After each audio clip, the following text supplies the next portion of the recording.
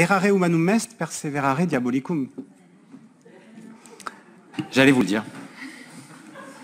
Nous vous avons déjà donné notre point de vue sur ce dispositif dérogatoire, donc par lequel vous avez choisi dans un premier temps, pour plusieurs mercredis, donc d'accorder une autorisation de ne pas travailler pour les personnels qui avaient à faire face, d'après vous, à une pénibilité ou en tout cas à des contraintes particulières, exceptionnelles dans l'exercice de leur métier.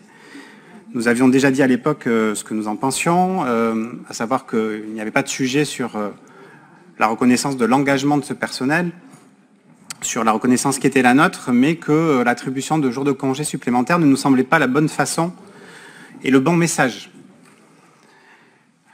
Vous avez décidé entre-temps, toujours de manière unilatérale et sans vote préalable du conseil municipal, de prolonger cette mesure. Et donc c'est aujourd'hui, une fois que l'année scolaire est terminée, que vous nous demandez en quelque sorte de régulariser la position personnelle que vous avez prise d'autoriser ces personnels à ne pas travailler tous les mercredis jusqu'à la fin de l'année scolaire. Donc au total, une quinzaine de jours de congés, de non-travail, je ne sais pas comment il faut appeler ces journées-là, accordées à ces personnels.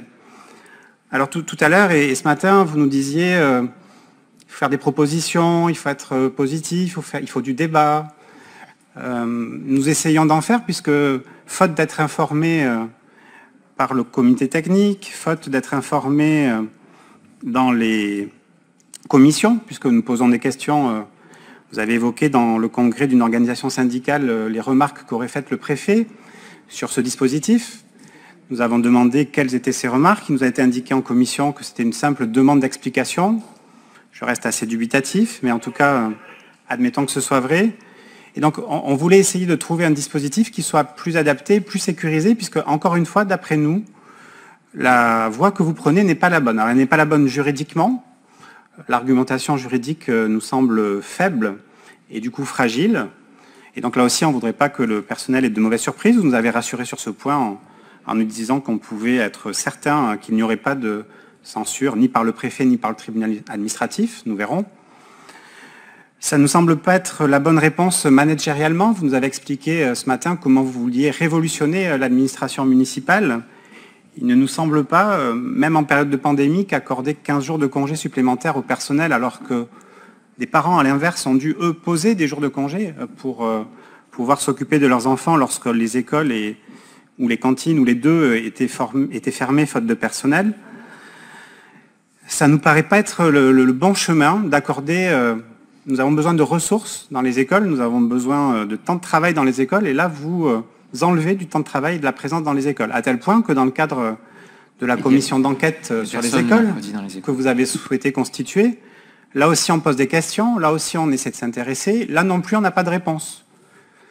On a demandé quel était l'état des lieux du personnel dans les écoles au sein de cette commission.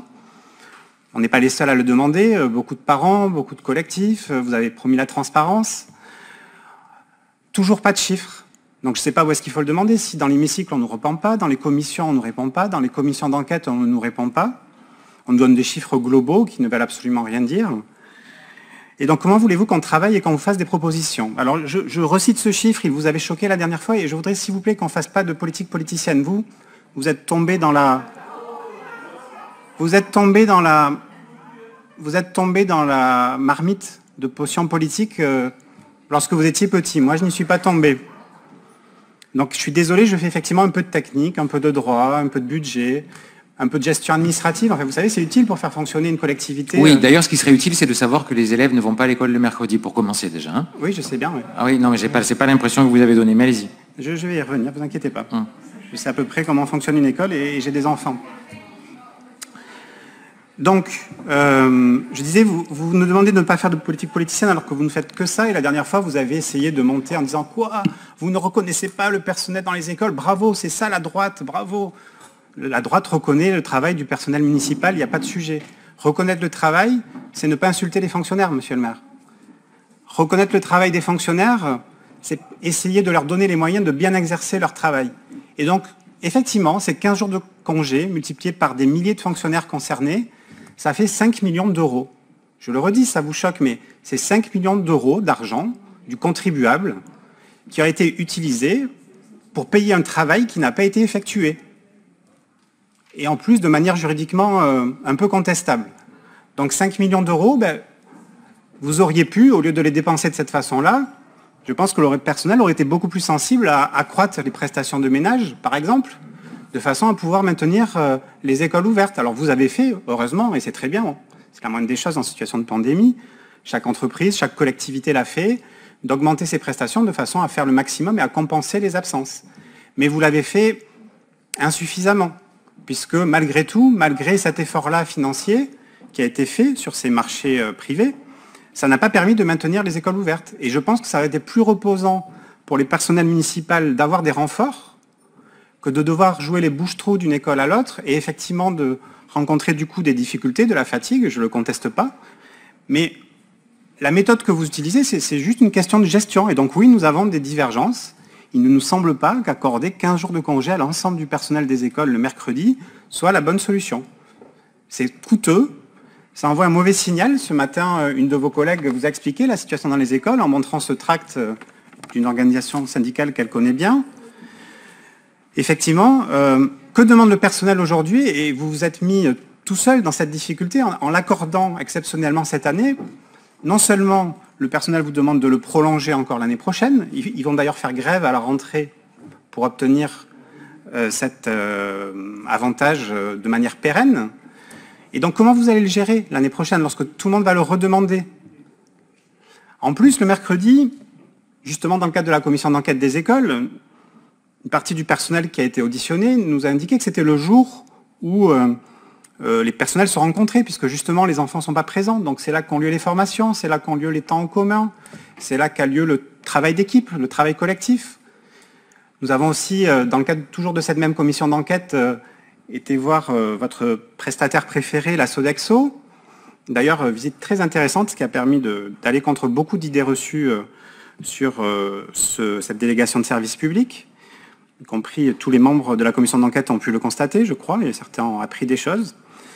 Et donc la Sodexo nous indiquait que manque de bol, le mercredi, c'est aussi le jour où on entretient les matériels qui sont entreposés dans les écoles, disposés dans les écoles pour réchauffer ou stocker les repas des enfants du personnel. Et donc la fermeture des écoles a posé des problèmes. C'est aussi le jour où on fait des travaux.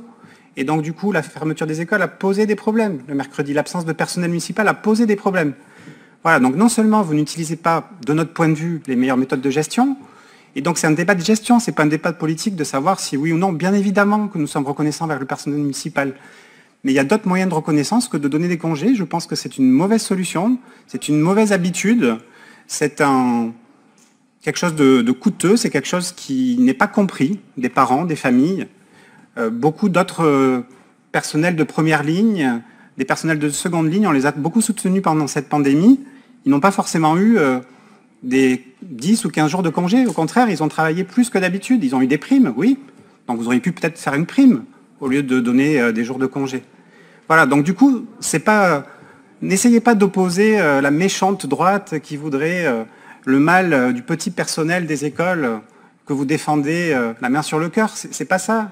On fait de la gestion aussi, Monsieur Payan. On ne fait pas que de la politique politicienne. Voilà, donc on vous a fait des propositions. On ne partage pas votre façon de faire. Vous pouvez continuer. Vous continuerez peut-être l'année prochaine. On verra ce qu'en disent les tribunaux. On verra ce qu'en disent les syndicats. On verra ce qu'en disent les parents. En tout cas, pour notre part, ça nous semble une erreur. Et donc, c'est la raison pour laquelle nous voterons contre ce rapport.